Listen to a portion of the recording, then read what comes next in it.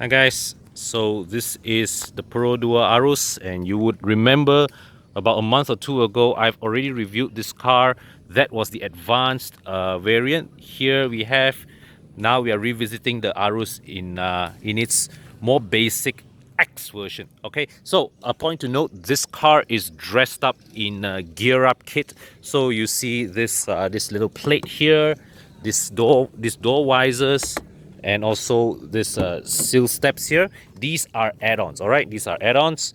And still, okay, so the main purpose of this video, the main question that we seek to address is this X model is 5,000 ringgit cheaper than the advanced version.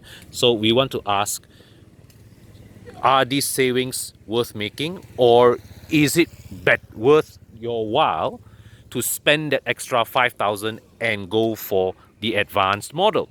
Okay, so let's look at what this car misses out compared to the advanced version. So if you're looking at it from a mechanical perspective, nothing. It is still powered by the same 1.5 liter petrol engine up front, right? 4-speed automatic transmission, drive to the rear wheels, rear axle, rear live axle, right? From the front here, you see that the obvious differentiation between this and the advanced version is that the X model here has no front fog lights, but you still get LED headlamps as per the advanced model. It's just that here there's no auto headlamp function for in the X model. Here the advanced version gets LED headlamps. The biggest differentiation in equipment actually is here, all right, where the advanced version comes with the auto braking system, forward collision warning package, and all that, advanced safety assist 2.0. This one does without it.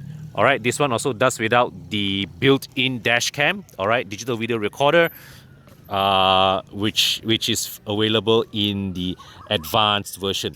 Cosmetically, well, there are some trim differences. The biggest difference is actually the roof rails. Okay, the advanced version has roof rails. This one does not.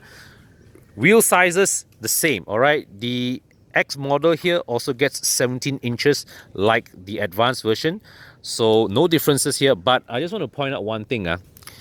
17 most before this, all right, Perodua cars typically have at most 15-inch tires, mostly 14s.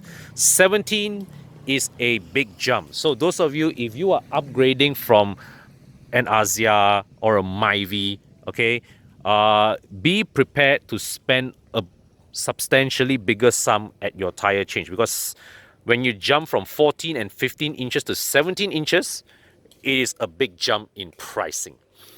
So keyless entry remains here in the X variant as well. That is a plus. LED tail lights, all right, still here. And so the advanced version, this bit is chrome, right? This one here does not get it, but you still get the shark's fin antenna there. You still get this this spoiler here. And we go inside. All right, now noticeable difference.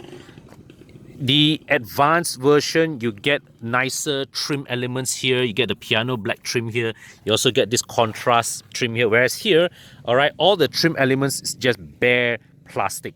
Upholstery, right? The this one here gives you fabric. The advanced model gives you leather. To me, not a big deal. I have a personal preference for fabric seats lah. Okay, and yeah, so you still get keyless entry, start-stop button here. Okay, and so let me just show you. Right, so here, this is the center console. Now, one thing that I think Perodua could have done is that for the advanced version, they actually could have put a center armrest here to give it a greater sense of differentiation between the X model here and the advanced version, right? And certainly, right, at this price range, even B segment sedans, I think most owners of B segment sedans or hatchbacks, they are already expecting center armrest for at least the higher variants. So I think for the Aruz here, certainly it could do with a center armrest here, and I would expect that some creative accessory shops are already in the midst of designing their own center armrest add-ons. Okay, so let's start the car first so that I can show you the infotainment system. Now, this is a different head unit compared to the advanced model. All right, you don't get, this is not a full-fledged multimedia system as per the advanced model. It's a very basic touchscreen system with a radio, but the positive thing is you still get a reverse camera. It is a very basic low-res reverse camera, but honestly, at this price range, we accept it for what it is. So no complaints here. You also get this is the digital manual climate control system where you adjust the fan speed and cooling power manually. All right, it's just that it's done digitally, and you have the memory function here as well. As here you see, this is a very simple straightforward instrument cluster, and here you get this this rear blowers for the this additional ceiling mounted blower for the rear passengers, which I mentioned before, very useful feature. And very simple, what it does is that it actually just sucks all the cool air from the front section of the cabin, all right, and blows it further back. All right, so this is a very simple, very elegant solution. It does away without a need for a cooling coil, and it still more effectively redistributes your cool air further back. All right, you also get 6 airbags, curtain airbags, side airbags. All right, so that is standard. Electronic stability control here is standard as well. Now here's something I think most of us won't argue against: the built-in smart tag. All right, this is available right down here, even in the base model Aruz. So there really is nothing new for me to add on the driving impressions that I did not already state during my review of the advanced version. The Aruz is essentially nothing more than just a fuss-free point A to point B vehicle. All right, it offers nothing in the way of flair or excitement. It is just a car that goes and goes and goes and goes. Of course, the biggest criticism is that the engine really does struggle to pull this car's weight, and I am observing this, all right, from the perspective of somebody from just a single driver. Imagine if you load this car up with 4 people, 5 people, with luggage. Yeah, you're going to be dragging the engine, kicking and screaming in order to get it moving. In fact, this is an engine that you would really not want to push it past 3000 RPMs if you don't want to strain your ears too much. Okay, but then again, because this engine also is, well, somewhat lacking in low to mid-range torque, there will be occasions where you just need to pile on the revs to get it going. And that is where, you know, I've stated before when I reviewed the Aruz previously, and even the Rush, this vehicle size and mass actually would do very, very well if it had the torque of a low capacity turbocharged engine, somewhere in the region of 180, 200 Newton meters. Yeah, just to give that car that effortless feel when you are pulling from standstill or when you are pulling up slope. Okay, so in terms of the ride quality, now if you were to compare this with any monocoque chassis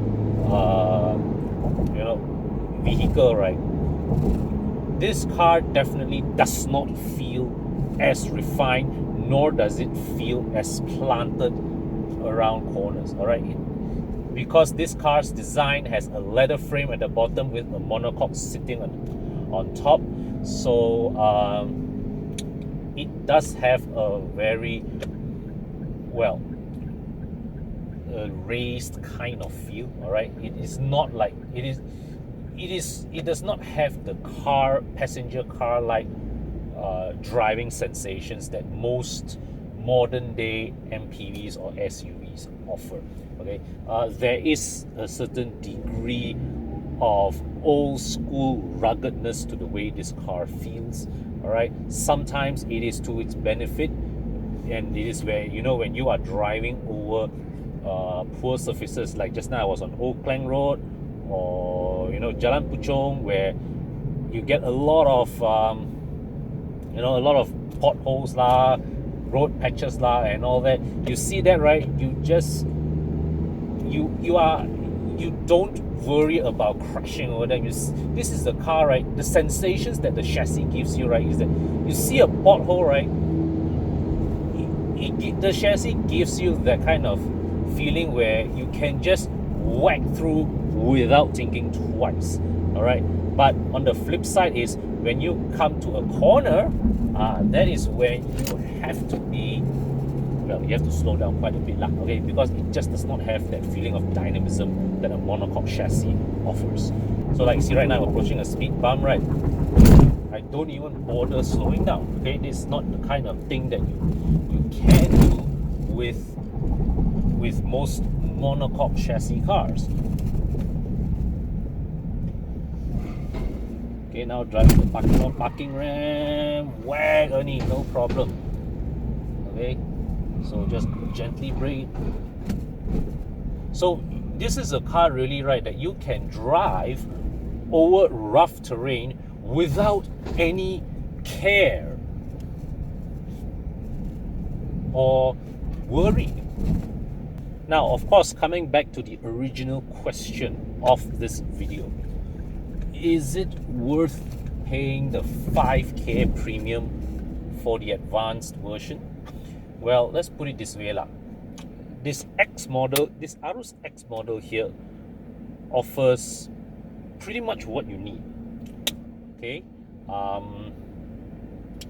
in covering the bare essentials, you get keyless entry, you get a smart tag, start-stop button, reverse camera. So good enough.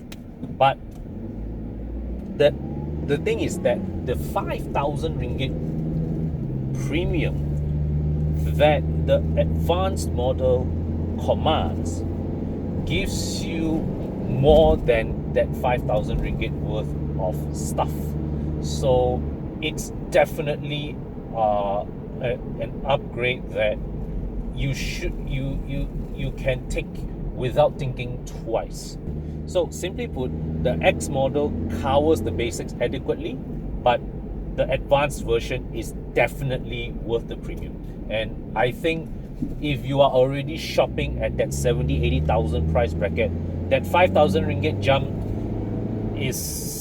it's not a big deal at all. And if you spread it over your 5-year, 7-year, 9-year repayments schedule, it doesn't even add up to much.